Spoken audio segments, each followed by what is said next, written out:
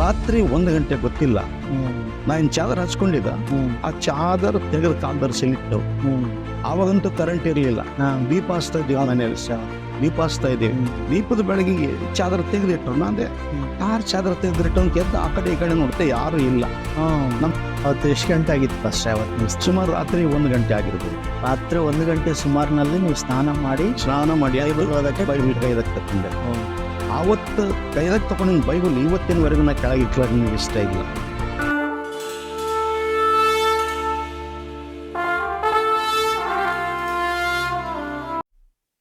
ಕ್ರಿಸ್ತ ಯೇಸುವಿನ ನಾಮದಲ್ಲಿ ಕ್ರಿಸ್ತನ ಸಾಕ್ಷಿಗಳು ಎಂಬ ಈ ಕಾರ್ಯಕ್ರಮಕ್ಕೆ, ಈ ಒಂದು ಹೊಸ ಸಂಚಿಕೆಯಲ್ಲಿ ನಮ್ಮ ಮಧ್ಯದಲ್ಲಿ ಸಾಕ್ಷಿ ಕೊಡುವುದಕ್ಕಾಗಿ ನಮ್ಮ ಮಧ್ಯದಲ್ಲಿ ಶಾಂತಕುಮಾರ್ ಪಾಸ್ರಾಯನವರು ಇರುವುದು ನಮಗೆ ಬಹಳ ಸಂತೋಷ. ಬೀದರ್ ಜಿಲ್ಲೆಯ ಮನ್ನೇಕೇಳಿ ಎಂಬ ಪಟ್ಟಣದಲ್ಲಿ ರೆವರೆಂಡ್ ಆರ್ ಶಾಂತಕುಮಾರ್ ಅಯ್ಯನವರು ನಮ್ಮ ಮಧ್ಯದಲ್ಲಿ ಇವತ್ತು ವಿಶೇಷ ಗೆಸ್ಟ್ ಆಗಿ ನಮ್ಮ ಮಧ್ಯದಲ್ಲಿ ಕ್ರಿಸ್ತನ ಸಾಕ್ಷಿಗಳು ಎಂಬ ಈ ಕಾರ್ಯಕ್ರಮದಲ್ಲಿದ್ದಾರೆ.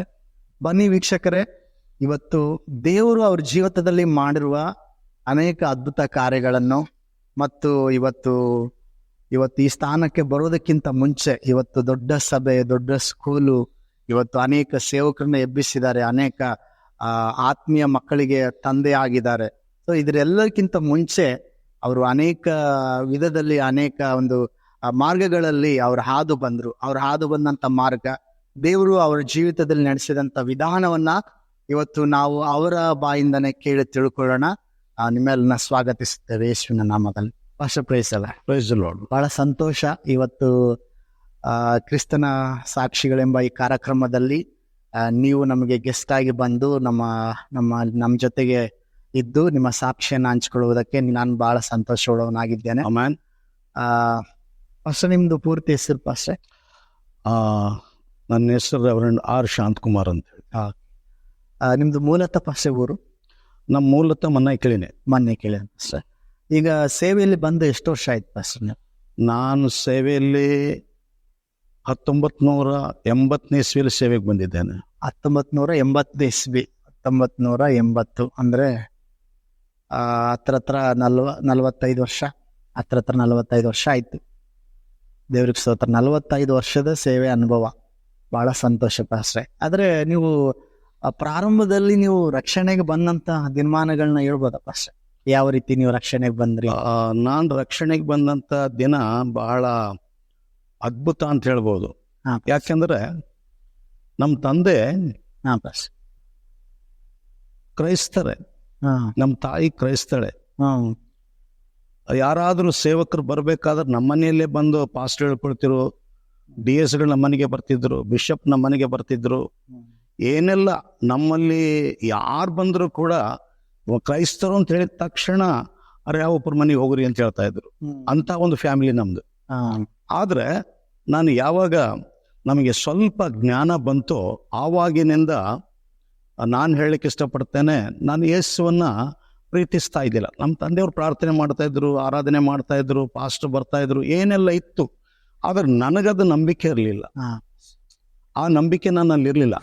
ನಾನು ಕೊಡ್ತಾ ಇದ್ದ ಏನ್ ದೇವ್ರು ಏನ್ ಸುದ್ದಿ, ನಾವು ದುಡಿದ್ರೆ ಮಾತ್ರ ದೇವ್ರು ಕೊಡ್ತಾನೆ, ನಾವು ದುಡ್ದಿಲ್ಲ ದೇವ್ರು ಕೊಡಲ್ಲ ಅನ್ನಂತ ಒಂದು ಆಲೋಚನೆ ನನ್ನ ಒಳಗಡೆ ಇತ್ತು.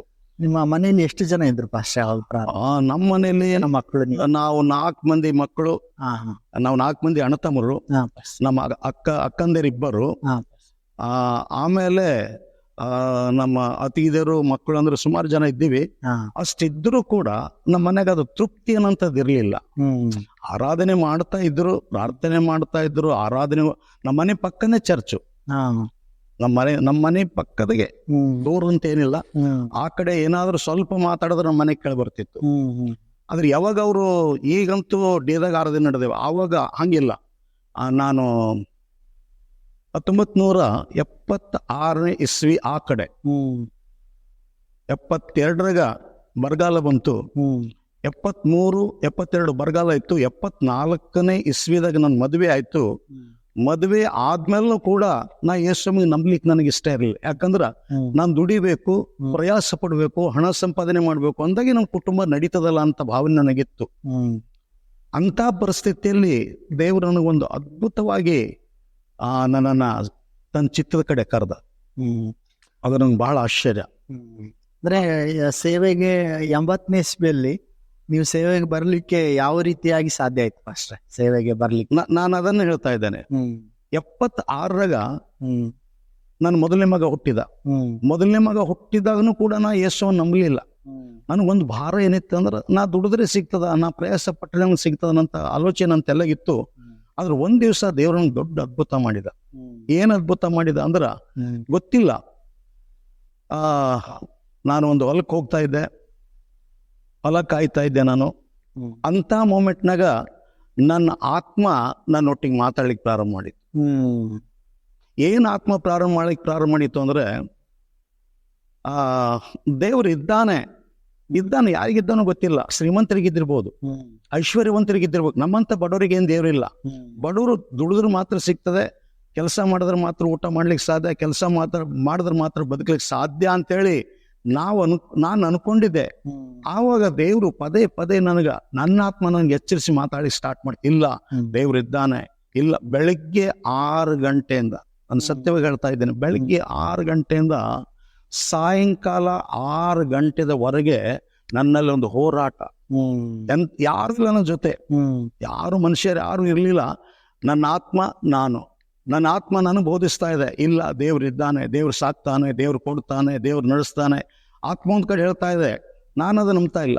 ಏನ್ ನಂಬ್ತಾ ಇಲ್ಲ, ಹೆಂಗಾಯ್ತದ, ಆಗ್ಲಕ್ಕೆ ಸಾಧ್ಯ ಇಲ್ಲ ಅಂತ. ಬೆಳಗ್ಗೆ 6 ಗಂಟೆಯಿಂದ ಸಾಯಂಕಾಲ 6 ಗಂಟೆ ತನಕ ಹೋರಾಟ ಹೃದಯದಾಗ. ಆ ಹೋರಾಟ ಮಾಡ್ಕೊಂಡು ಮನೆಗೆ ಬಂದೆ. ಮನೆಗೆ ಬಂದು ಸ್ವಲ್ಪ ಊಟ ಮಾಡಿ ಮಲ್ಕೊಂಡ್ಬಿಟ್ಟಾದ್ಮೇಲೆ ನಾನು ನಮ್ಮ ಮಿಸ್ಸಸ್ ಮಲ್ಕೊಂಡೀವಿ. ಮಧ್ಯ ನಮ್ಮ ಮೊದಲನೇ ಮಗ ಇದ್ದಾನೆ, 1 ವರ್ಷ ಆಗಿಲ್ಲಕ್ಕಿಲ್ಲೇನ, ವರ್ಷ 6 ತಿಂಗಳು ಏನೋ ಇಷ್ಟ ಅಷ್ಟೇ. ಮಲ್ಕೊಂಡಿದ್ದಾನೆ. ರಾತ್ರಿ 1 ಗಂಟೆ ಗೊತ್ತಿಲ್ಲ, ನಾ ಇನ್ ಚಾದರ್ ಹಚ್ಕೊಂಡಿದ್ದ, ಆ ಚಾದರ್ ತೆಗೆದು ಕಾಲ್ದರ್ಸಿಲಿಟ್ಟು. ಆವಾಗಂತೂ ಕರೆಂಟ್ ಇರ್ಲಿಲ್ಲ, ದೀಪ ಹಚ್ತಾ ಇದ್ದೀವಿ ಮನೆಯಲ್ಲಿ, ದೀಪ ಹಚ್ತಾ ಇದ್ದೀವಿ. ದೀಪದ ಬೆಳಗಿಗೆ ಚಾದರ್ ತೆಗೆದಿಟ್ರು. ನಾಂದೆ ಯಾರು ಚಾದರ್ ತೆಗೆದಿಟ್ಟು ಅಂತ ಎದ್ದು ಆ ಕಡೆ ಈ ಕಡೆ ನೋಡ್ತೆ, ಯಾರು ಇಲ್ಲ. ನಮ್ಮ ಮಿಸ್ಸಸ್ ನೋಡ್ತಾ ಇದ್ದೀನಿ, ಆಕೆ ನಿದ್ರೆ ಮಾಡ್ತಾ ಇದ್ದಾಳೆ, ಮಗು ನಿದ್ರೆ ಮಾಡ್ತಾ ಇದೆ. ನಮ್ ಮ್ಯಾಲ ಹಚ್ಚಿದಂತ ಚಾದರ್ ಯಾರು ತೆಗೆದ್ರು? ನನಗೆ ಬಹಳ ಆಶ್ಚರ್ಯ. ಅಲ್ಲಿ ಇನ್ನೊಂದು ನಡೆದಂತ ನನ್ನ ಜೀವನದಾಗ ನಡೆದಂತ ಘಟನೆ.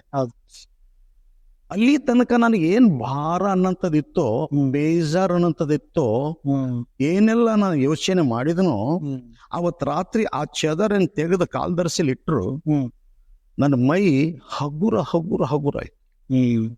ಅವತ್ತು ಹಗುರ ಅಂದ್ರೆ ಸಂಪೂರ್ಣ ಹಗುರ ಅನಿಸ್ತು. ಅಂದ್ರೆ ದೇವ್ರೆ, ಯಾಕಿಷ್ಟು ನನಗೊಂಥರ ಹಗುರ ಆಯ್ತು. ಮನುಷ್ಯನಿಗೆ ಏನೋ ಒಂದು ಉತ್ಸಾಹ, ಮನುಷ್ಯನಿಗೆ ಏನೋ ಒಂದು ಉಲ್ಲಾಸ.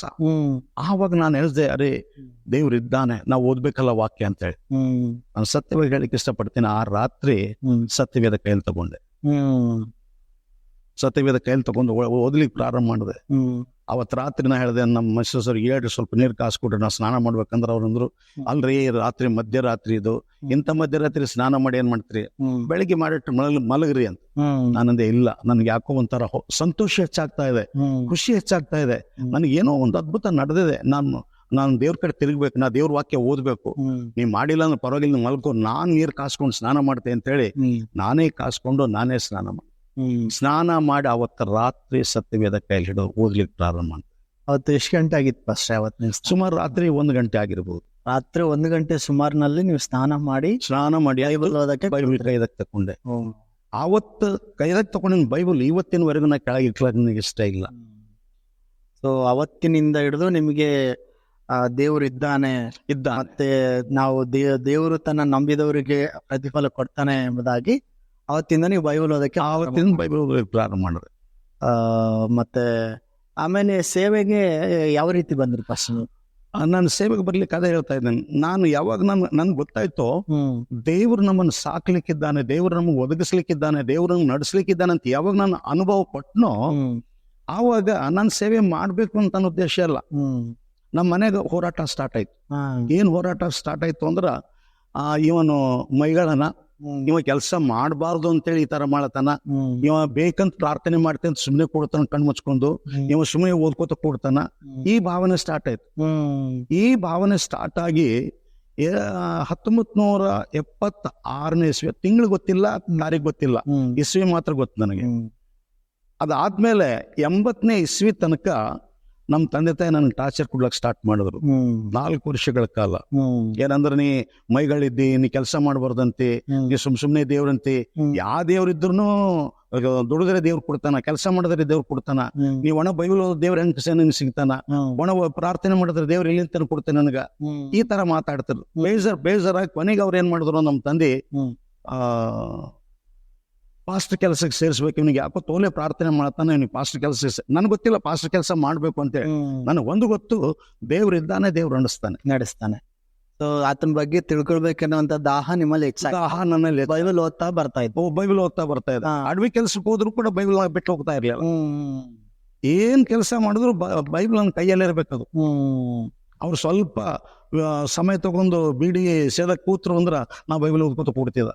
ಅವ್ರ ಕೆಲಸ ಮಾಡೋದೆಲ್ಲ ನನಗೆ ಅನ್ನಿಸ್ತೀರಿ, ಏನೋ ಕುಂತಲ್ಲಿ ಅದೇ ನಿಂತಲ್ಲ ಅದೇ ಏನ್ ಮಾಡ್ತೀನಿ, ಏನೇನು ದೇವ್ರು ಕೊಡ್ತಾನ, ಮತವಂದಿನ ದಂಧೆ ಮಾಡೇಬೇಕು ಅಂತ ನನಗೆ ಹಂಗಿಸ್ತಾ ಇದ್ರು. ಆದ್ರೂ ಇಲ್ಲ, ದೇವ್ರ ಹಣ ದೇವ್ರ ನನಗೆ ಕೊಡ್ತಾನಂತ ಆಸೆಯಿಂದ ನಾನು ಓದ್ಲಿಕ್ಕೆ ಸ್ಟಾರ್ಟ್ ಮಾಡಿದೆ. ಅದು ಆದ್ಮೇಲೆ 80ನೇ ಇಸ್ವಿದಾಗ DS ಸಿಡಿ ಜಾನ್ DS ಅಂತಿದ್ರು. ಅವಾಗ ನಮ್ಮ ತಂದೆಯವ್ರಿಗೆ ಕೇಳಿದ್ರು, ಇಲ್ಲ ನಮ್ಮ ಮಗ ಬರೀ ಪ್ರೇಯರು ಅಲ್ಲತನ, ಅವನಿಗೆ ಸೇವೆಗೆ ತಕೋರಿ ಅಂತ ಹೇಳಿ. ಸೇವೆಗೆ ತಕೋರಿ ಅಂತ ಹೇಳಿದಾಗ ಆವಾಗ ನಾನು 7th ಪಾಸ್ ಆಗಿದೆ ಅಷ್ಟೇ. ಅವ್ರು ಹೇಳಿದ್ರು, ಇಲ್ಲ 10th ಪಾಸ್ ಆದ್ರೆ ನಾವು ಸೇವೆಗೆ ತಗೋತೀವಿ ಅಂತ. ಏನ್ ಮಾಡ್ಬೇಕೀಗ, ನಿರ್ವಹ ಇಲ್ಲ, 10th ಪಾಸ್ ಆಗ್ಬೇಕು. ಹೆಂಗ್ ಮಾಡ್ಬೇಕೀಗ ಅಂದ್ರೆ ನಮ್ಮ ಅಕ್ಕವರಿದ್ರು ಬೀದರ್ದಾಗ. ಅವ್ರು ಅಂದ್ರು, ಆಯ್ತು ನಾ ಎಕ್ಸಾಮ್ ಕಟ್ಲಕ್ ಅಷ್ಟೇ, 10 ಪಾಸ್ ಮಾಡುತ್ತೆ, 10 ಪಾಸ್ ಆಗಿ ಸೇವೆಗೆ ಹೋಗಲ್ಯಾಕ ಅಂತೇಳಿ. ಆ 80ನೇ ಇಸ್ವಿದಾಗ ಎಕ್ಸಾಮ್ ಕಟ್ಲಿಕ್ಕೆ ಹೋದೆ ನಾನು. ಅದೇ ವರ್ಷ ಬೋರ್ಡ್ ಎಕ್ಸಾಮ್ 10ನೇ ಕ್ಲಾಸ್ ಪ್ರಾರಂಭ. ಭಯ ಅಂದ್ರೆ ಭಯಂಕರ ಭಯ. ನನಗೆ ಒಂದು ಗೊತ್ತಿಲ್ಲ, ಅಲ್ಲೊಂದು ದೇವ್ರು ದೊಡ್ಡ ಸಾಕ್ಷಿ ತೋರಿಸ್ದನ್ನ. ಅದು ನಿಜವಾಗಿ ನನ್ನ ಜೀವನ ಹಾದು ಬಂದ ಜೀವನ, ದೇವ್ರು ನನಗೆ ಹೆಂಗ್ ಹಿಡ್ದಾನ, ಹೆಂಗ್ ನಡೆಸಲತ್ತಾನ ಅಂಬೋದು ಬಹಳ ಅದ್ಭುತವಾದ ಜೀವನ. ನಾನು ಎಕ್ಸಾಮ್ ಕಟ್ಲಿಕ್ಕೆ ಬೀದರ್ಕ್ ಹೋದಾಗ ನಮ್ಮ ಅಕ್ಕ ನನಗೆ ಬೈಲಿಕ್ಕೆ ಸ್ಟಾರ್ಟ್ ಮಾಡಿ, ಏನು 10th ಎಕ್ಸಾಮ್ ಕಟ್ಲಕ್ ಬಂದಿದ್ದಿ, ಬಟ್ಟೆ ನೋಡ್ಕೊಂಡು ಚಡ್ಡಿ ಹಾಕೊಂಡ್ ಬಂದಿದ್ದಿ, ನಿನ್ಗೇನಾರ ಬುದ್ಧಿ ಅದನ ಹಂಗದನ ಏನೋ ಅಂದ್ರು. ಆದ್ರೆ ನನಗ್ ಬೇಜಾರಿಲ್ಲ, ದೇವ್ರು ಏನ್ ಕೊಟ್ಟನದ್ ಮಾಡ್ಬೇಕಲ್ಲ ಅಂತ. ತಿರುಗಿ ಅವರೇ ಬಟ್ಟೆ ಎಸ್ಕೊಟ್ರು, ಬಟ್ಟೆ ಹಾಕೊಂಡು ಎಕ್ಸಾಮ್ ಕಟ್ಟಬೇಕು, ಹೋಗ್ಬೇಕು ಶಾಲೆಗೆ, ಪರೀಕ್ಷೆ ಬರಿಬೇಕು ಅನ್ನೋ ಜ್ಞಾನ ನನಗಿಲ್ಲ. 70ನೇ ಇಸ್ವಿದಾಗ 7th ಪಾಸ್ ಆಗಿದೆ, 80ನೇ ಇಸ್ವಿದಾಗ ಎಕ್ಸಾಮ್ ಕಟ್ಟಬೇಕು. 10 ವರ್ಷ ಡಿಫ್ರೆನ್ಸ್. 10 ವರ್ಷ ಡಿಫ್ರೆನ್ಸ್. ಅಕ್ಷರ ಗೊತ್ತಿಲ್ಲ ನನಗೆ, ನೆನಪೋಯ್ತಲ್ಲ, 10 ವರ್ಷದಾಗ ಎಲ್ಲ ನೆನಪೋಯ್ತು. ಏನ್ ಬರಿಬೇಕು, ನಾ ಏನ್ ಪಾಸ್ ಆಯ್ತೇನ, ಏನ್ ಮಾಡ್ಲಿಕ್ಕೆ ಸಾಧ್ಯ ಅಂತೇಳಿ ಮನೆಗುಳ್ದಾಗ ನಮ್ಮ ಅಕ್ಕ ಡ್ಯೂಟಿಗೆ ಹೋದಳು. ಓದ್ಕೋತ ಕೂಡ ಅಂತೇಳಿ ಬುಕ್ ಮುಂದಿಟ್ಟು ಹೋದಳು. ಟೇಬಲ್ ಮೇಲೆ ಹಿಂಗೆ ಬುಟ್ಟು ಇಟ್ಕೊಂಡು ಕುಂತಿದೆ. ಅಲ್ಲೇ ಬಾಳ್ ಮಕ್ಕೊಂದಿ, ಅಲ್ಲೇ ನಿಧಿ ಹತ್ತಿದ್ ನನಗೆ. ಅಲ್ಲಿ ನಿದ್ದೆ ಹತ್ತಿದಾಗ ನಾವು ಕನಸು ಬಿತ್ತು. ಆ ಕನಸು ಎಂತದಿತ್ತಲ್ಲ, ನಿಜವಾಗಿ ಇವತ್ತು ನಾವು ನೆನ್ಸ್ಕೋಬೇಕಾದ್ರೆ ಬಹಳ ಅದ್ಭುತ ಅನಿಸ್ತು. ಕನಸು ಬಿತ್ತು. ಎಂತ ಕನಸು ಬಿತ್ತು ಅಂದ್ರ, ನಾ ಯಾವ ಮನೆಗೆ ಇದ್ದೇನಲ್ಲ, ಅದೇ ಮನೆ ಮುಂದಿಂದ ಒಂದ್ ಎತ್ತಿನ ಬಂಡಿ ಬರ್ತಾ ಇತ್ತು. ಆ ಕಡೆದ ಒಬ್ಬ ಮನುಷ್ಯ ಅದ್ರ ಕೂತಾನ, ಎತ್ತಿನ ಬಂಡಿ ಹೊಡ್ಕೊಂಡ್ ಬರ್ತಾ ಇದ್ದಾನ. ಹೊಡ್ಕೊಂಡ್ ಬಂದು ಯಾವ ಮನೆ ನಾ ಇದ್ದೇನಲ್ಲ, ಅದು RCC ಮನೆ. ಈಗನು ಇದ್ದೆ, ಅಲ್ಲಿದೆ, ಬೀದರಲ್ಲಿ ಇದೆ ಮನೆ. ಆ ಮನೆ ಮ್ಯಾಲ ಗಾಡಿ ಹಿಡ್ಕೊಂಡು ಹಿಂಗ್ ಮ್ಯಾಕ್ ಏರ್ತು, ಎತ್ತಿನ ಬಂಡಿ ಪೂರ್ತಿ ಮ್ಯಾಕ್ ಬಂತು. ನಾ ಮ್ಯಾಲ ನಿಂತಿದೆ. ಮ್ಯಾಲ ನಿಂತಾಗ ನಾಂದ ಹಿಂಗೆ ಇರ್ತದೆ, ಇದು ಹಿಂಗೆ ಇರ್ಲಕ್ ಸಾಧ್ಯ ಇಲ್ಲ, ಬಂಡಿ ಹಂಗ ಮನೆ ಮೇಲೆ ಇರಕ್ ಸಾಧ್ಯ, ಇದು ಅಸಾಧ್ಯವಾದ ಮಾತು ಅಂದು ಒಂದು ಮಾತಾಡದೇನ. ಏನ್ ಮಾತಾಡದೆ ಅಂದ್ರ, ಈ ಹೆಂಗ್ ಏರೋದಲ್ಲ ಹಂಗೆ ಕೆಳಗೆ ಇಳಿದು ನಡ್ಕೊಂಡು ಹೋಗ್ಬೇಕದು ಅಂದ್ರೆ ನಾ ನಂಬುತ್ತೆ ಅಂತ ಹೇಳಿದೆ. ತಿರುಗಿ ಬಂಡಿ ಓಡ್ಸವ, ಅದೇ ಬಂಡಿ ಹಂಗೆ ಹಿಂದಕ್ಕೆ ತಿರುಗಿ ಮನೆ ಮೇಲೆ ಟರ್ನ್ ಮಾಡ್ಕೊಂಡು ಕೆಳಕ್ ಇಳಿದು ಬಾಡಿ ಗುಂಟ ಹಂಗೇ ಕೆಳಕ್ ಇಳ್ದು ಹಂಗೆ ನಡೀತು. ಅವಾಗ ನಂದೇ ಇನ್ನೂ ಆಗ್ಲಿಕ್ಕೆ ಸಾಧ್ಯನಾ? ಆವತ್ ನನಗೆ ಆ ಕನಸಿನ ಅರ್ಥ ಏನು ಅನಿಸ್ಲಿಲ್ಲ. ನಾನು ಕೊಂದೆ ಏನೋ ಕನಸು ಬಿದ್ದದ ಅಂತೇಳಿ.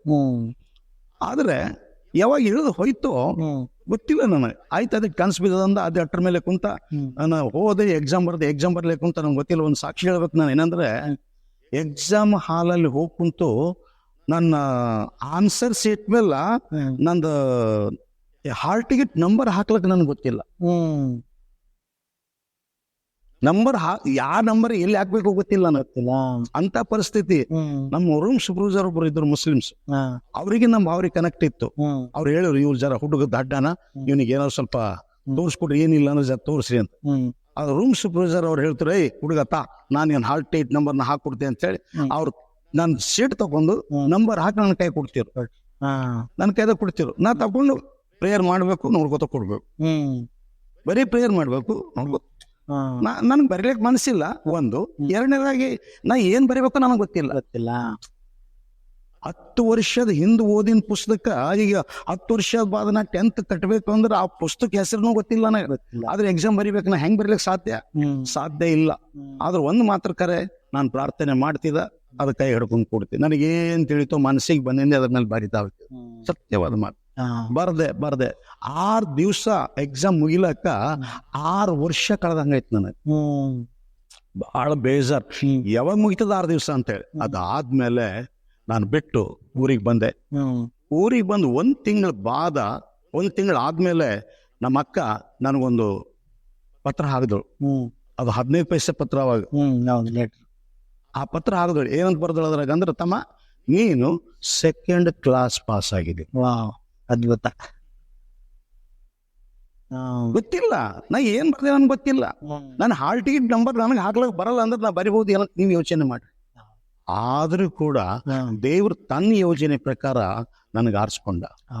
ಅವತ್ತು ಆರಿಸ್ಕೊಂಡ್ಮೇಲೆ 10 ಪಾಸ್ ಅಂತೇಳಿ ಬಂದ್ಮೇಲೆ ನಮ್ಮ ತಂದೆ ಏನ್ ಮಾಡಿದ್ರು, ಹೋಗಿ ನೀ ಸೇವೆಗೆ ಹೋಗು, ಮೆಥಡಿ ಚರ್ಚ್ ಸೇವೆ ಮಾಡು ಅಂತೇಳಿ ಸೇವೆ ಕಳ್ಸಿಕೊಟ್ಟ. DS ಕರೆದ್ರು ನನ್ಗೆ ಒಂದ್ ದಿವಸ ಕರೆದು, ಏನಪ್ಪಾ ನೀ ಸೇವೆ ಮಾಡ್ತೇದ? ಹಾ ಮಾಡ್ತೇಪ ಸಾಬ್ರೆ ಅಂದ್. ಆಯ್ತು, ಇವತ್ತಿನ ನೀನ್ ಪಾದ್ರಿ ಅದು ಹೋಗು ಅಂದ್ರು. ಅಷ್ಟೇ, ಮತ್ತೊಂದೇನಿಲ್ಲ. ಪಾದ್ರಿ ಅದು ಹೋಗು. ಸರಿ, ಏನಾದ್ರೂ ಎತ್ತಿಲ್ಲ ಗೊತ್ತಿಲ್ಲ. 1 ಮಂತ್ ಆಯ್ತು. 1 ಮಂತ್ ಆದ್ಮೇಲೆ ಪಗಾರ ತಗೊಳಕ್ ಬರ್ರಿ ಅಂತ ಹೇಳಿದ್ರು. ಪಗಾರ ತಗೊಳಕ್ ಹೋದೆ. ಅವಾಗೆಷ್ಟು ಕೇವಲ 45 ರೂಪಾಯಿ ಮಂತ್ಲಿ. 45 ರೂಪಾಯಿ. ಆದ್ರೂ ಕೂಡ ನಾನು ಆ ದುಡ್ಡಿನ ಬಗ್ಗೆ ಯೋಚನೆ ಮಾಡ್ಲಿಲ್ಲ. ನನಗೆ ಒಂದು ಸಂತೋಷ, ನನ್ನ ದೇವ್ರನ್ನ ಕರ್ದನ, ನನ್ನ ದೇವ್ರನ್ನ ನಡೆಸ್ತಾನ. ಆಮೇಲೆ ಅಂತ ಒಂದು ಜೀವನದಾಗ ನಾ ಜೀವಿಸ್ಕೊತ ಬಂದು ಆ ಸತ್ಯ ನನ್ಗೆ ಗೊತ್ತಾಯ್ತು. ಮತ್ತೆ ಇನ್ನೊಂದು ಏನಂದ್ರ, ಈ ನನ್ನ ಹೃದಯದಾಗ ಏನೆಲ್ಲ ಪ್ರಶ್ನೆಗಳಿದ್ದು ಅಲ್ಲ, ಇದು ಹೆಂಗೈತದ, ಇದು ಹೆಂಗಾಗ್ಲಿಕ್ಕೆ ಸಾಧ್ಯ, ಇದು ದೇವ್ರು ಮಾಡ್ತಾನ, ಇದು ದೇವ್ರು ಎಲ್ಲಿ ಹೇಳ್ಯಾನ, ಹಿಂಗೆಲ್ಲ ಏನು ನನ್ನ ಮೈಂಡ್ನಾಗ ಏನ್ ಪ್ರಶ್ನೆಗಳಿದ್ದು, ನನ್ನ ಮೈಂಡ್ ಪ್ರಶ್ನೆಕ್ಕ ಯಾವಾಗ ನಾ ಸತ್ಯವೇದ ತೆರಿತಿದ, ಯಾವ ಪ್ರಶ್ನೆ ನನ್ನ ಮೈಂಡಲ್ಲಿ ಕಾಡ್ತಾ ಇತ್ತೋ ಅದ್ರ ಉತ್ತರೇ ನನ್ನ ಕಣ್ಣೆದುರು ನೋಡ್ತಿದ್ದಾನ. ಅದ್ಭುತ. ಯಾವಾಗ ನೋಡಿ ಅದು ಅಂಡರ್ಲೈನ್ ಮಾಡ್ತಾ, ಇದ್ರ ಸೆಲೆಕ್ಟ್ ದೇವ್ರು ಹಿಂಗ್ ಹೇಳ್ಯಾನ, ಹಿಂಗ್ ಮಾಡ್ತಾನ. ಯಾವಾಗ ನನಗೆ ದಿನ ನನ್ನ ಪ್ರಶ್ನೆಗೆ ಉತ್ತರ ಸಿಗ್ಲತ್ತೋ ಆವತ್ ನನಗೆ ಇನ್ನೂ ಹೆಚ್ಚಿನ ಆಸಕ್ತಿ, ಇನ್ನೂ ಓದ್ಬೇಕು, ಇನ್ನ ಓದ್ಬೇಕು. ಓದಂದ್ರೆ ನಾನು ನಿಜವಾಗಿ ನಾ ಒಂದ್ ರೀತಿ ಹೇಳ್ಬೇಕಾದ್ರೆ, ನನ್ನ ಜೀವನದಾಗ ಏನೆಲ್ಲ ಪ್ರಶ್ನೆ ಬಂದವೋ ಅವೆಲ್ಲವಕ್ಕೂ ಉತ್ತರ ನಮ್ಗೆ ಸತ್ಯವೇದ ಕೊಟ್ಟವು. ನಾನು ಪ್ರಾರಂಭದಲ್ಲಿ ಪಾಸ್ಟರ್ ಆದಾಗ ಯಾವ ಊರಲ್ಲಿ ಸೇವೆ ಮಾಡಿದೆ? ನಾನು ಪ್ರಾರಂಭದಾಗ ಸೇವೆ ಮಾಡಿದ್ದು ಮದ್ರಗಿ. ಅಲ್ಲಿ ಪಾಸ್ಟರ್ ಇಲ್ಲೇನೆ ಸುಮಾರು 3-4 ವರ್ಷ ಸೇವೆ ಮಾಡಿದೆ ನಾನು. ಅಲ್ಲಿಂದ ಹಸಿರುಗುಂಡಿಗೆ ಅಲ್ಲಿ 3 ವರ್ಷ ಸೇವೆ ಮಾಡಿದೆ. ಕಾಲ್ನಡಿಗೆ ನಡ್ಕೊಂಡು ಹೋಗಿ ಸೇವೆ ಮಾಡ್ತಾ ಇದ್ದೆ. ಅಲ್ಲಿ ಸುಮಾರು ಜನರಿಗೆ ಬ್ಯಾಪ್ಟಿಸಮ್ ರೆಡಿ ಮಾಡಿದೆ. ಬ್ಯಾಪ್ಟಿಸಮ್ ಕೊಡ್ಲಿಕ್ಕೆ ಆಗ್ಲಿಲ್ಲ. ಅದ ಕಾರಣ ಅನೇಕ ಇರಬಹುದು, ಕೊಡ್ಲಿಕ್ಕೆ ಆಗ್ಲಿಲ್ಲ. ಅದಾದ್ಮೇಲೆ 80ನೇ ಇಸ್ವಿಯಲ್ಲಿ ಸೇವೆಗೆ ತಕೊಂಡು ಫಸ್ಟ್ ಮದ್ರಗಿ ನೋಡ್ಕೊ ಅಂತ ಹೇಳಿದ್ರು. ಮದ್ರಗಿಲಿಂದ ವಿಠಲ್ಪುರ್ ನೋಡು ಅಂತ ಹೇಳಿದ್ರು. ವಿಠಲ್ಪುರ್ ಮದ್ರಗಿ ನೋಡ್ತಾ ಇದ್ದೆ. 6 ತಿಂಗಳು ನೋಡಿದೆ. 6 ತಿಂಗಳು ನೋಡಿದ ಬಾದ ನನಗೆ ನಿರ್ಣಾ ಟ್ರಾನ್ಸ್ಫರ್ ಕೊಟ್ರು. ನಿರ್ಣಾ ಮನ್ನೈ ಕೇಳಿ ಜಾಯಿಂಟ್ ಇದ್ದು, ನಿರ್ಣಾ ಮನ್ನೈ ಕೇಳಿ 2 ಕಲ್ತು ನಾನು ನೋಡ್ಲಿಕ್ಕೆ ಸ್ಟಾರ್ಟ್ ಮಾಡಿದೆ. 1 ವರ್ಷ ಆಗಿಲ್ಲ, ಅಲ್ಲಿಂದ ತೆಗೆದು ನನಗೆ ರೇಕಳಿಗೆ ಟ್ರಾನ್ಸ್ಫರ್ ಕೊಟ್ರು. ರೇಕಳಿಗೆ 10 ವರ್ಷ ಉಳಿದೆ. ರೇಕಳಿಗೆ 10 ವರ್ಷ 10 ವರ್ಷ ಸೇವೆ ಸಲ್ಲಿಸಿದೆ. ಅದ್ಭುತ ಸೇವೆ, ದೇವರು ವಿಧವಾಗಿ ನಡ್ಸ್ಕೊಂಡ್ ಬಂದ, ದೊಡ್ಡ ಕಾರ್ಯ ಮಾಡೋದು. ಆಮೇಲೆ ರೇಕಳಿಗಿಂದ ಮತ್ತೆ ರೇಕಳಿಗೆಯಲ್ಲಿ 10 ವರ್ಷ ಆದ್ಮೇಲೆ ಅಲ್ಲಿ ನನಗೆ ದೊಡ್ಡ ಹಳಿಕೇಡು ಬೀಗ್ ಟ್ರಾನ್ಸ್ಫರ್ ಕೊಟ್ರು. ಅಲ್ಲೊಬ್ರು ಸೇವಕರಿದ್ರು, ಅಮೃತ್ ಪಾಸ್ಟರ್ ಅಂತ ಹೇಳಿ, ಅವ್ರು ಹಿರಿಯರು. ಅಲ್ಲಿ ಕಳ್ಸಿಕೊಟ್ರು ನನಗೆ. ಅಲ್ಲಿ ಸುಮಾರು 200-300 ಮನೆ ಕ್ರಿಸ್ತನ್ ಮನೆ. ನನಗೆ ಭಯ ಆಯ್ತು, ನಾ ಸಣ್ಣ ಹುಡುಗ ಅಲ್ಲಿ ಹೋಗಿ ಏನ್ ಸೇವೆ ಮಾಡ್ಲಿಕ್ಕೆ ಸಾಧ್ಯ, ಅದೇನ್ ಆಗ್ಲಿಕ್ಕೆ ಸಾಧ್ಯ ಅಂತ ಹೇಳಿ. ಆದ್ರೆ ದೇವ್ರು ಅಲ್ಲಿ ಹೋದ್ಮೇಲೆ ಅಲ್ಲಿ 4 ವರ್ಷ ಉಳಿದೆ. ದೇವ್ರು ಅದ್ಭುತವಾಗಿ ಕಾರ್ಯ ಮಾಡಿದ. ಅಲ್ಲಿ ಕಾರ್ಯ ಮಾಡಿದಾದ್ಮೇಲೆ ದೇವ್ರು ವಿಧ ರೀತಿ ನಮ್ಗೆ ಬಳಸ್ಕೊಲಿಕ್ಕೆ ಪ್ರಾರಂಭ ಮಾಡ್ದ. ಅನೇಕ ಸ್ಥಳಗಳಲ್ಲಿ ಪ್ರೇಯರ್ ಕೂಟ, ಅನೇಕ ಸ್ಥಳಗಳಲ್ಲಿ ಜನರಿಗೆ ಬಿಡುಗಡೆ, ಸ್ವಸ್ಥತೆ, ಇವೆಲ್ಲ ನಮ್ ಕೈಲಿಂದ. ನಾನ್ ಅನಿಸ್ತೆ, ದೆವ್ಗಳು ಬಿಡಿಸಿ ನನಗಂತೂ ಲೆಕ್ಕನೇ ಇಲ್ಲ, ಸ್ವಸ್ಥತೆ ಮಾಡಿ ಲೆಕ್ಕ ಇಲ್ಲ, ಏನೆಲ್ಲ ಮಾಡ್ಕೊಂಡು ಬೆಳ್ಕೊಂಡ್ ಬಂದೆ. ಅದಾದ್ಮೇಲೆ ನನಗೊಂದು ಏನ್ ಮಾಡಿದ್ರು ಅಂದ್ರ, ಇವ ಯಾಕೋ ಜಾಸ್ತಿನೇ ಪ್ರೇಯರ್ ಮಾಡಿ ದೇವ್ ಬಿಡಿಸ್ಲತ್ತಾನ ಅಂತ ಹೇಳಿ ಕೆಲವರು ನನ್ನ ಮೇಲೆ ಅಪವಾದ ಹೊರಿಸ್ಲಿಕ್ಕೆ ಸ್ಟಾರ್ಟ್ ಮಾಡೋರು. ಏನ್ ಅಪವಾದ ಅಂದ್ರೆ ಇವ ಮಾಟ ಮಂತ್ರ ಮಾಡ್ತಾನ, ಅದಕ್ಕೆ ದೇವ್ ಬಿಟ್ಟು ಹೋಯ್ತಾವ ಅಂತ. ಯೇಸು ಸ್ವಾಮಿ ಕೂಡ ಅದೇ ರೀತಿ ಅಂದಿದ್ರು. ಇವನ್ ಬಲ್ಲಿ ಏನೋ ಮಂತ್ರ ಶಕ್ತಿ ಅದ. ಕೆಲವ್ರು ಹೇಳಿದ್ರು, ಇವ ಈಗ ಈ ಪಾಸ್ಟರ್ ಏನ್ ಶಾಂತಕುಮಾರ್ ಪಾಸ್ಟರ್ ಮಾತಾಡ್ತಾರಲ್ಲ, ಇವರು ಹಲ್ಲಿಲುಯ ಅಂತಾರಲ್ಲ, ಇದು ಮಂತ್ರ ಶಕ್ತಿ ಅಂತ ಹೇಳ್ತಿರೋರು. ಹಲ್ಲಿಲುಯ ಎಂಬುದು ಮಂತ್ರ ಅದು. ಆ ಹಲ್ಲಿಲುಯ ಹೇಳ್ದಾಗೆ ದೇವ್ ಹೇಳ್ತಾ ಇದ್ರಿ ಹೇಳ್ದು ಅಂತ ಹೇಳ್ತಿದ್ರು. ಅವ್ರು ನನಗ ಅಬ್ಸರ್ವ್ ಮಾಡಕ್ ಬಂದ್ರು, ರೇಖಳಿಗೆ ಬಂದು ಒಂದ್ ದಿವಸ ಉಳಿದು ಅಬ್ಸರ್ವ್ ಮಾಡಿ ನನಗ್ ಚುಡುಗುಪ್ಪ ಕರೆದು ಏನೆಲ್ಲ ಮಾಡಿದ್ರು. ನೋಡು ನಿನಗೆ ನಾ ಹಿಂಗ್ ಮಾಡುತ್ತೆ, ನೀನು ಹೊಡಿತೆ, ನನ್ ಏನೆಲ್ಲ ಹಿಂಸೆ ಕೊಡ್ತೆ. ನಾ ಒಂದ್ ಹೇಳ್ದ, ನನ್ ದೇವ್ರು ನನ್ನ ಜೊತೆ. ನನ್ಗೆ ಗೊತ್ತಿಲ್ಲ ಅದ್ಭುತ ಯಾಕಾಯ್ತದಂತ ನನ್ಗೆ ಗೊತ್ತಿಲ್ಲ, ಆದ್ರೆ ಒಂದ್ ಮಾತ್ರ ಸತ್ಯ, ಪ್ರಾರ್ಥನೆ ಮಾಡಿದಾಗ ಬಿಡುಗಡೆ ಆಯ್ತು. ಇದು ಒಂದೇ ಗೊತ್ತು ನನಗೆ, ಅದಕ್ಕೆ ಹೆಚ್ಚಿಗೆ ಏನೋ ಗೊತ್ತಿಲ್ಲ ಅಂತ ಹೇಳಿದೆ. ನೀವು ಇವತ್ತೇ ಕೊಲ್ಲಿಬೆ ಹಾಕ್ರಿ, ನಾ ಹೇಳೋದು ಒಂದೇ, ವಾಕ್ಯ ಓದ್ತೆ, ವಾಕ್ಯದ ಬಲ ಅದ, ವಾಕ್ಯ ನಮ್ಗೆ ಬಲಪಡಿಸ್ಲತ್ತದ, ವಾಕ್ಯದ ಮೂಲಕ ನಾವು ಪ್ರಾರ್ಥನೆ ಮಾಡಿದಾಗ ಬಿಡುಗಡೆ ಕಾಣತೀವಿ ನಾವು. ಅದು ಮಾತ್ರ ಸತ್ಯ. ಇದ್ರ ಮುಚ್ಚಿ ಕೇಳಲ್ಲ, ತೆರೆದು ಹೇಳ್ತಾ ಇದ್ದೆ ಅಂತ ಹೇಳಿದೆ. ನೀವು ಇಷ್ಟಳ್ಳಿಗೆ ರೇಕೊಳಗಿ, ಆಮೇಲೆ ಹಳಿಕೇಡು, ಮತ್ತೆ ಬಸ್ ಆ ಕಡೆ ನಿರ್ಣ, ಆ ಕಡೆ ಕೋಡಂಬಲ್, ಆ ಕಡೆ ಎಲ್ಲ ಸೇವ್ ಮಾಡಿ ಕೂಡ ಹಳಿಕೇಡಿಂದ 4 ವರ್ಷ ಮಾಡಿದೆ. ಅಲ್ಲಿಂದ ನನಗೆ ಕೂಡಂಬಲ್ ಟ್ರಾನ್ಸ್ಫರ್ ಕೊಟ್ರು. ಕೂಡಂಬಲ್ ಟ್ರಾನ್ಸ್ಫರ್ ಕೊಟ್ಟಾಗ ದೊಡ್ಡ ಒಂದು ಜೀವನ. ಇವ್ರು ಕೊಟ್ಟಿನ ಉದ್ದೇಶನೇ ಬೇರೆ. ಇವ ಇಷ್ಟೆಲ್ಲ ಪ್ರೇಯರ್ ಮಾಡ್ತಾನ, ಇವನ್ ಬಲ್ ದಮ್ ಇದ್ರೆ ನೋಡ್ರ ಅಲ್ಲಿ ಕುಟುಂಬದಾಗ ಹೋಗಿ ಸೇವೆ ಮಾಡ್ಲಿ ಅಂತ ಹೇಳಿ. ಅದೇ ದೇವ್ರ ನನ್ನ ಜೊತೆ ಇದ್ರೆ ಎಲ್ಲಿಯಾದ್ರೂ ಮಾಡ್ಬೋದು. ನನಗೇನು ಈ ಹಳ್ಳಿ ಅಂತಿಲ್ಲ, ಆ ಹಳ್ಳಿ ಅಂತಿಲ್ಲ. ಯಾವ ಹಳ್ಳಿ ಇದ್ರು ದೇವ್ರದೇ ಅದ, ದೇವ್ರೇ ನಡೆಸ್ತಾನ. ನಡ್ಲಿಕ್ಕೆ ನನ್ನ ಕೈಲಿ ಏನಾಯ್ತದ ಅಂತ ಯೋಚನೆ ಮಾಡಿ ಒಂದು 2 ತಿಂಗಳ 3 ತಿಂಗಳ ಮನಸ್ಸು ಮಾಡಿ ಹೋಗ್ಲಿಕ್ಕೆ ಬೇಡ. ನನ್ನ ಉದ್ದೇಶನು ಬೇಡ ಅನ್ನೋದ್ರ ಉದ್ದೇಶ, ನಾನು ಏನ್ ಸೇವೆ ಮಾಡ್ಲತ್ತಿದೆ ಆ ಸೇವೆಗೆ ವಿರುದ್ಧವಾಗಿ ಕಾರ್ಯ ಮಾಡಕ್ ಸ್ಟಾರ್ಟ್ ಮಾಡಿದ್ರು. ಅದಕ್ಕೆ ನನಗೆ ಇಷ್ಟ ಆಗ್ಲಿಲ್ಲ. ಬ್ಯಾಡ, ಸೇವೆನ ಬಿಡ್ಬೇಕು, ಸ್ವತಂತ್ರ ಸೇವೆ ಮಾಡ್ಬೇಕು ಅಂತ ಹೇಳಿ ಬಿಡ್ಲಿಕ್ಕೆ ಆಗ್ಲಿಲ್ಲ. ದೇವ್ರ ಆತ್ಮ ಹೇಳ್ದ, ಇಲ್ಲ ನೀನು ಹೋಗ್ಬೇಕು ಕುಟುಂಬ. 3 ತಿಂಗಳು ಪ್ರೇಯರ್ ಮಾಡಿದೆ. 3 ತಿಂಗಳು ಪ್ರೇಯರ್ ಬಾದ ನಾನು ತಿರುಗಿ ಒಯ್ದು ಕುಟುಂಬದಾಗ ಹಾಕಿದ್ರು. ಕುಟುಂಬದಾಗ ಹೋದೆ. ನಿಜವಾಗಿ ಅಲ್ಲಿ 10 ವರ್ಷ ಇದ್ದೆ. ದೊಡ್ಡ ಅದ್ಭುತ. ನಾನು ಫಸ್ಟ್ ಹೋದಾಗ ಪ್ರತಿಯೊಂದು ಮನೆದಾಗ ಮಂತ್ರಶಕ್ತಿ, ಪ್ರತಿಯೊಂದು ಮನೆಯಾಗ ದೇವುಗಳು, ಪ್ರತಿಯೊಂದು ಮನೆಗೆ ಅಶಾಂತಿ. ಆದ್ರೆ ಯಾವಾಗ ನಾ ಹೋಗಿ ಕುಟುಂಬದಾಗ ಉಳಿದು ಪ್ರೇಯರ್ ಸ್ಟಾರ್ಟ್ ಮಾಡಿದನು, ಪ್ರತಿಯೊಂದು ಮನೆಯಿಂದ ಆ ಎಲ್ಲಾ ಏನಂತಾರ ರೋಗದಿಂದ, ಆ ಮಂತ್ರಶಕ್ತಿಯಿಂದ ಎಲ್ಲದರಿಂದ ಬಿಡುಗಡೆ ಹೊಂದರು. ಅಂದ್ರೆ ಜಾಸ್ತಿ ಹೆಚ್ಚಾಗಿ ನೀವು ಸೇವೆ ಮಾಡಿದ ಸ್ಥಳ ಅಂದ್ರೆ ಒಂದು ರೇಕೊಳಗಿ, ಇನ್ನೊಂದು ಕುಡಂಬಲ್. ಕೋಡಂಬಲ್ಲಲ್ಲಿ ನಿಮ್ ಜೀವನದಲ್ಲಿ ಅಂದ್ರೆ ನಿಮ್ಮ ಸೇವೆಯಲ್ಲಿ ನಿಮ್ಮ ಮುಖಾಂತರ ದೇವರು ಅನೇಕ ಅದ್ಭುತ ಕಾರ್ಯಗಳನ್ನು ಮಾಡಿದಂತ. ಅಂದ್ರೆ ನಿಮಗೆ ನೆನಪಿದೆಯಾ ಯಾವ್ದಾದ್ರು ಅಂದ್ರೆ ಮರೆಯಕ್ ಆಗದಿರುವಂತ ಕೆಲವು ಅದ್ಭುತಗಳು ಇರ್ತಾವಲ್ಲ? ಸುಮಾರು 1-2 ಅಂತ ಹೇಳಲ್ಲ, ಆದ್ರೆ ಒಂದ್ 2-3 ಏನಾದ್ರು 3-4 ಆದ್ರೆ ಹೇಳ್ಬೋದಾ? ಅಂದ್ರೆ ದೇವರು ನನ್ನ ಸೇವೆ ಮುಖಾಂತರ ಇಂಥ ಅದ್ಭುತಗಳನ್ನ ಮಾಡಿದಾನೆ ಅಂತ ನಿಮಗೆ ನೆನಪಿರುವಂತ ಅದ್ಭುತಗಳು ಯಾವ್ದಾದ್ರು? ಅದೇ ಹೇಳ್ತೀನಿ ನಾನು. ಸುಮಾರು ನೆನಪ, ನನಗೆ ಸುಮಾರು ನೆನಪ. ಇನ್ನವೇ ನಾನು ನೆನೆಸ್ಕೊತೇವೆ ದೇವ್ರು ನನಗೆ ಹೆಂಗ್ ನಡೆಸ್ದ ಅಂತ ಹೇಳಿ. ನಾನು ಫಸ್ಟ್ ನಿರ್ಣದಾಗಿದ್ದೆ, 80ನೇ ಇಸ್ವಿದಾಗ ನಿರ್ಣದಾಗ ಇಟ್ಟೆ ನನಗ. ಆ ನಿರ್ಣದಾಗ ಇಟ್ಟಾಗ ಒಂದು ದೊಡ್ಡ ಅದ್ಭುತ ಕಾರ್ಯ ಇತ್ತು. ಏನ್ ಅದ್ಭುತ ಕಾರ್ಯ ಇತ್ತು ಅಂದ್ರ, ಅಲ್ಲಿ ಒಬ್ರಿಗೆ ಆರಾಮಿರ್ಲಿಲ್ಲ. ನಮ್ಮ ಮನೆ ಪಕ್ಕನೆ, ನಮ್ಮ ಮನೆ ಹಿಂದೆನೆ ಚಂದ್ರಪ್ಪ ಅಂತ ಅವ್ರ ಹೆಸರು. ಅವ್ರಿಗೆ ಆರಾಮಿರ್ಲಿಲ್ಲ. ಆ ಮನೆಯವ್ರು ಬಂದು ಕರೆದ್ರು ನನಗೆ, ಹಿಂಗದ ಸ್ವಲ್ಪ ಪ್ರೇಯರ್ ಮಾಡ್ಬಾರಿ ನೋಡ್ಬಾರಿ ಅಂತ. ಹೋದೆ, ನೋಡ್ದೆ. ಅವತ್ತ ಸಾಟರ್ಡೆ ಏನೋ ಇತ್ತು. ಸಾಟರ್ಡೆ ಇತ್ತು, ಪ್ರೇಯರ್ ಮಾಡಿದೆ. ಜ್ವರ ಜಾಸ್ತಿ ಇತ್ತು. ನಾ ಅವ್ರಿಗೆ ಹೇಳ್ದೆ, ಇಲ್ಲರಿ ಜ್ವರ ಜಾಸ್ತಿ ಅವ, ಅದಕ್ಕೆ ಈತ ಏನೋ ಒಂದು ಮಾತ್ ಬಿಟ್ಟು ಮಾತಾಡ್ತಾ ಇದ್ದಾನ, ಡಾಕ್ಟರ್ ತಂದು ತೋರ್ಸರಿ ಅಂತ ಹೇಳಿ ಅಲ್ಲೊಬ್ರು ಚುಡುಗುಪ್ಪದವ್ರು ಭೂತಾಳೆ ಡಾಕ್ಟರ್ ಅಂತ ಹೇಳಿದ್ರು. ಅವ್ರಿಗೆ ನನ್ ಪರಿಚಯ ಇದ್ದರು. ಅವ್ರಿಗೆ ತಗೊಂಡ್ ಬಂದು ತೋರಿಸ್ದೇನ. ನೋಡಿ ಹೇಳಿದ್ರು, ಇಲ್ಲರಿ ಪಾಪ ಜ್ವರ ಜಾಸ್ತಿ ಆಗ್ಯಾವ, ಅದಕ್ಕೆ ಇತ್ತ ಹುಚ್ಚು ಮಾತಾಡ್ತಾನ, ಮತ್ತ ಜ್ವರ ಇಳಿದ್ಮೇಲೆ ಹುಷಾರಾಯ್ತಾರ, 2 ಇಂಜೆಕ್ಷನ್ ಇಂಜೆಕ್ಷನ್ ಮಾಡಿ ಹೋದಾತ. ಹೋದ್ಮೇಲ ನಂದೆ, ಅಮ್ಮ ಕಮ್ಮ ಆಯ್ತವ, ಏನಿಲ್ಲ, ಈ ಕಮ್ಮ ಆದ್ಮೇಲೆ ಹುಷಾರಾಯ್ತಾರ ಅಂತ ಇಂಜೆಕ್ಷನ್ ಮಾಡಿ ಹೋದ. ಅವತ್ ಸಾಟರ್ಡೆ, ಅವತ್ತೇನೋ ಆಗ್ಲಿಲ್ಲ. ಸಂಡೇ ಅಮಾವಾಸ್ಯೆ. ಸಂಡೇ ಅಮಾವಾಸ್ಯೆ ದಿವಸ ತಿರುಗಿ ಆ ಜ್ವರ ಬಿಡ್ಲಿಲ್ಲ. ಮತ್ತಿಟ್ಟು ಜಾಸ್ತಿ ಆಯ್ತು. ಜಾಸ್ತಿಯಾಗಿ ರಾತ್ರಿ 8 ಗಂಟೆಗೆ ನಾವು ಆರಾಧನೆ ಸ್ಟಾರ್ಟ್ ಮಾಡ್ತಾ ಇದೀವಿ. ನಮ್ಮಲ್ಲಿ ಚರ್ಚ್ ಇರ್ಲಿಲ್ಲ, ಮನೆ ಅಂಗಳಿಗೆ ಕುಂತು ಆರಾಧನೆ ಮಾಡ್ತಾ ಇದ್ದೀವಿ. ಸಿಟಿಲಿ ಆದ್ರ ಒಂದು 20-30 ಜನ ಇದ್ದೀವಿ, ಕುಂತು ಆರಾಧನೆ ಮಾಡ್ತೀವಿ. ಮಾಡೋ ಟೈಮ್ನಾಗ ಅವ್ರು ಹಿಂದೆ ಅಳ್ಳಿಕ್ ಸ್ಟಾರ್ಟ್ ಮಾಡಿದ್ರು. ಯಾವ ಮನೆಗೆ ಆರಾಮಿದ್ದಿಲ್ಲಲ್ಲ ಆ ಮನೆಗೆ ಅಳ್ಳಿಕ್ ಸ್ಟಾರ್ಟ್ ಮಾಡಿದ್ರು. ನಾನು ಕೊಂದೆ, ರೇ ಪಾಪ ಚಂದ್ರಪ್ಪ ಸತ್ತ.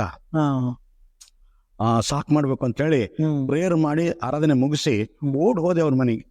ಹೋಗತ್ತನ ಆತಗ್ ಮಲಗಿಸ್ಯಾರ, ಕಣ್ಣು ಟಾರ್ಗಟ್ಯಾವ, ಬೈದಾಗ ಫೇಸ್ ಹೊಂಟದ.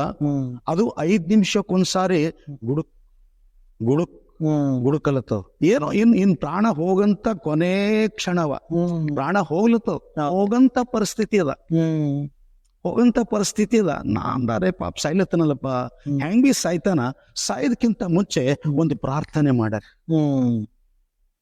ಅದಕ್ಕೆ ಹಿಂಗ್ ಓಳ್ಮೇಲೆ ಹಾಕಿದ್ರು, ಹಿಂಗ ಅಂಗತ್ ಹಾಕಿ ಹಿಂಗ ಎದ್ಮೇಲೆ ಕೈ ಇಟ್ಟು ಪ್ರೇಯರ್ ಸ್ಟಾರ್ಟ್ ಮಾಡಿದೆ.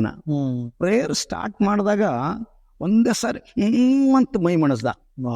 ನಾಂದೇ ರೀ, ಇದು ದೆವ್ವದ ಒಳಗ ಅಂದೇನ, ಇದ್ರ ಒಳಗ್ ದೆವ್ವದ, ಅದಕ್ಕೆ ಇದು ಹಿಂಗ್ ಮಾಡತ್ತದ ಅಂದೆ. ಈಗಂತೂ ಎಲ್ಲ ಹುಡುಗರು ಈಗ ಜಸ್ಟ್ ಪ್ರೇಯರ್ ಮುಗಿಸ್ ಮನೆಗೆ ಹೋಗ್ಯಾರ, ಹುಡುಗರಿಗೆ ಕರ್ಕೊಂಡ್ ಬರ್ರಿ ಭಜನೆ ಹಾಕಾರಿ ಅಂತ ಹೇಳಿದೆ. ಎಲ್ಲ ಹುಡುಗರು 8 ಹುಡುಗರು ತಕೊಂಡ್ ಬಂದ್ರು, ಕುಂತೀವಿ. ಆ ವ್ಯಕ್ತಿಗೆ ಹೊಲ ಮೇಲೆ ಎತ್ಕೊಂಡ್ ತಂದಾಗ ಹಿಂಗ್ ಕೂಡ್ಲಾಕ್ ಬಂದಿಲ್ಲ, ಪೂರ್ತಿ ಬಾಡಿ ನೀಗರ್ ಹೋಗಿತ್ತು. ಸತ್ತಂಗ ಹೆಣ ನೀಗರ್ ಹೋಯ್ತದ, ಆ ಟೈಪ್ ಇಡೀ ಬಾಡಿ ನೀಗರ್ ಹೋಗಿತ್ತು. ಮೂಲೆಗೆ ತಾನ ನಿಂತ್ರ ಹಿಂಗ್ ಕಟ್ಟಿ ಇಟ್ಟಂಗ ಮೂಲೆಗೆ ನಿಂತರು. 2 ರಾಗ ಹಾಡ್ದೇವಿ. 2 ರಾಗ ಹಾಡಿ ನಾ ಬೈಬಲ್ ತಕೊಂಡು ಒಯ್ದು ತೆಲೆ ಮೇಲೆ ಇಟ್ಟು ಪ್ರೇಯರ್ ಸ್ಟಾರ್ಟ್ ಮಾಡೋದಕ್ಕ ಎದ್ದು ಕುಣಿಲಕ್ ಶುರು ಮಾಡದ. ಎಲ್ಲರೂ ಓ ಯಪ್ಪ, ಇದು ದೆವ್ವದ, ಭಯಂಕರ ದೆವ್ವದ, ಇದು ಯಾರ್ಲಿಂದ ಬಿಡಿಸ್ಲಕ್ ಆಗಲ್ಲ. ನಮ್ ತಂದೆ ಸಂಟಿದ್ದ, ನಮ್ ದೊಡ್ಡಣ್ಣ ಸಂಟಿದ್ದ, ನಮ್ ಜೊತೆ ಇದ್ರು ದಯಾನಂದ ಇದ್ರು, ಅವರು ನಮ್ ಜೊತೆ ಇದ್ರು. ಅವರೆಲ್ಲ ಲೀಡರ್ಗಳು. ಅವ್ರ ಹೇಳ್ತರು, ಪಾಸ್ಟ್ರೇ ನೀವು ಸಣ್ಣವ್ರಿದ್ರಿ, ದೆವ್ವ ಭಯಂಕರದ, ನೋಡ್ರಿ ನಿಮ್ಗೆ ಹಣಿತದಿಲ್ಲ. ನಾಂದ ಇಲ್ಲ, ಒಂದ್ಸಾರಿ ಅದು ಎದ್ದದ, ಅದಕ್ ನಾ ಇವತ್ತು ಓಡಿಸೇ ತೀರಿಸ್ತೆ. ಎಲ್ಲರೂ ಆಶ್ಚರ್ಯ. ನಮ್ ತಂದೆ ಇಲ್ಲ ಬ್ಯಾಡ್ ಬಿಟ್ಟ, ನೀ ಸಣ್ಣವಿದ್ದಿ, ಅದು ದೆವ್ವದ, ಬಿಡು, ಏನ್ ಯಾಕಾಗಲ್ಲ ಬಿಡು, ಈಗ ಹೆಂಗ್ ಬಿ ಸಾಯ್ಲತ್ತನ ಸಾಯ್ಲ್ ಬಿಡು. ಇಲ್ಲ ಇಲ್ಲ ನಾಂದ ಇಲ್ಲ, ನಾನ್ ಬಿಡಲ್ಲ, ನಾನ್ ಪ್ರಾರ್ಥನೆ ಮಾಡೇ ಮಾಡ್ತೀನಿ. ಇದು ಈ ಘಟನೆ ನಿಜವಾಗಿ ಹೇಳ್ತೇದು, ಇನ್ನ ಇವತ್ತಿಗೆ ಕೂಡ ಅದು ನೆನೆಸ್ಕೊಂಡ್ರೆ ನನ್ಗೆ ಅದ್ಭುತ. ಇಂತ ಒಂದಲ್ಲ, ಸುಮಾರು ಹೇಳ್ಬೋದು ನಾನು. ತುಂಬಾ ಅದ್ಭುತ ಮಾಡಿದೆ. ಎದ್ದು ಈ ಏನಂತಾರ ಜವೆ ಹಗ್ಗ ಅಂತ ಇರ್ತಲ್ಲ, ಅದು ತಕೊಂಡು ಹೊಡ್ಲಕ್ ಸ್ಟಾರ್ಟ್ ಮಾಡಿದ್ರ ಅದು ಹೇಳ್ತಿತ್ತು, ನನ್ ಕೈಯಾರ ನೋಡು, ನನ್ ಮೈಯಾರ ನೋಡು, ಬರೀ ಎಲ್ಲೂ ತಗೊಳ್ಳಿ, 2 ನನಗೆ ಯಾಕೆ ಕುಡಿತೀವಿ, ನಾವು ಬಿಟ್ಟು ಹೋಯ್ತೀವಿ. ಯಾರಿದ್ದೀರಿ ನೀವು? ನಾವ್ ಇಂಥ ಜಾಗಲಿಂದ ಬಂದೀವಿ. ಹೌದಾ? ಬಿಟ್ಟು ಹೋಯ್ತಿರ್ಲಿಲ್ಲ, ಬಿಟ್ಟು ಹೋಗ್ತೀವಿ. ಹೊಡೆದೆ, ಬಿಟ್ಟು ಹೋಗ್ಲಿಕ್ಕೆ ಸ್ಟಾರ್ಟ್ ಮಾಡ್ತು. ಊರ್ ದಾಟಿ ಆಚೆಗೆ ಒಯ್ದು ರೋಡ್ ಮೇಲೆ ನಿಂದ್ರಿಸಿ ಹಿಂದಿನ ಕಾಲಚ್ಚಿ ಒದ್ದೆ ಮುಂದಕ್ಕೆ ಬಿತ್ತು. ಚಂದ್ರಪ್ಪ ಸತ್ತ ಅಂದ್ರು. ಸಾಯ್ಲಿ, ಸತ್ರ ಇಲ್ಲೇ ಹೊಳಗೋರಿ, ಆದ್ರೆ ನನ್ನ ದೇವ್ರ ದೊಡ್ಡವನ ಅಂತ ಹೇಳಿದೆ. ಆಮೇಲೆ ಎದ್ಮೇಲೆ ಹುಷಾರಾಗಿ ಮನೆಗ್ ತಂದಿವಿ. ಮನೆಗ್ ತಂದು ಮುಖ ತೊಳಸಿ ಕೂಡಿಸಿದಾಗ ನಡೆದ ಘಟನೆ ಪೂರ್ತಿ ಹೇಳ್ದವ. ನಾನು 3 ವರ್ಷಗಳ ಕಾಲ ಸೈತನ ಸಂಗಡ ಸಹವಾಸ ಮಾಡಿದ್ದೀನಿ. ಮನೆಯಿಂದ ನನ್ನ ಹೆಂಡತಿ ರೊಟ್ಟಿ ತರಿಸ್ತಾನ, ಅವ್ರ ಜೊತೆ ಕೂತು ಊಟ ಮಾಡ್ತಿದ್ದೇನ ಹೊಲ್ದಲ್ಲಿ. ಹೆಂಡತಿ ಬಂದ್ ಕೇಳ್ತೀರಂತ, ಇವ್ರು ಯಾರು ಅಂದಾಗ, ಇವ್ರು ಬೇರೆ ತಾಂಡದವ್ರ, ಮೇವ್ ಏನಂತಾರ, ದನಕ್ ಮೇವು ಒಯ್ಲಕ್ ಬಂದಾರ, ಕುಳ್ಳ ಎಲಕ್ ಬಂದಾರ, ಕಟ್ಕೆ ಎಲಕ್ ಬಂದಾರ ಅಂತ ಏನೋ ಒಂದ್ ನೆವ ಹೇಳದ ಅವ್ನು. ಅಂತ ಸ್ಥಿತಿ 3 ವರ್ಷಗಳ ಕಾಲ ಸೈತಾನ್ ಜೊತೆ ಇದ್ದಂತ ವ್ಯಕ್ತಿ ಬಿಡುಗಡೆ ಹೊಂದಿದ. ನನಗ್ ಗೊತ್ತೇ ಇಲ್ಲ. ನಾ ನಿರ್ಣಯಕ್ಕೆ ಹೋಗೋದಕ್ಕಿಂತ ಮುಂಚೆ ಎಲ್ಲರಂತರು ನಮ್ಮೂರಿಗೆ ಬಂದ ಪಾದ್ರಿ ಒಂದ್ ದನಕಾಯಿ ಪಾರ ಅಂತಿದ್ರು. ಯಾವತ್ತ ದುರಾತ್ಮ ಬಿಟ್ಟು ಹೋಯ್ತೋ ಅವಾಗ ಊರೆಲ್ಲ ಪರಿಶೀಲನೆ, ಯಪ್ಪ ಇವ್ರ ಬಾಳ್ ಪವರ್ ಅದ, ಇವ್ರ ದೇವರಿಂದ ಆರಿಸಲ್ಪಟ್ಟವ್ರ. ದೊಡ್ಡ ಸಾಕ್ಷಿ ಅದು. ಅದ್ಭುತ.